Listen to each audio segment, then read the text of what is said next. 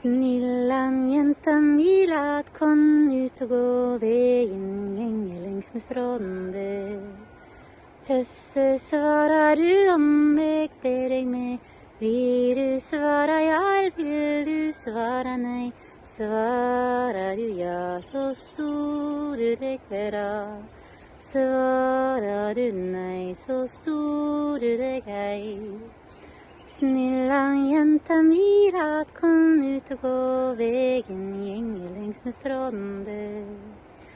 Säger du di-du-la, di-du-dej-du-lo, säger du di-du-la, di-du-dej-du-lo, säger du di-do, di-du, di-du-dej, säger du di-do, du-di-du-di-dej.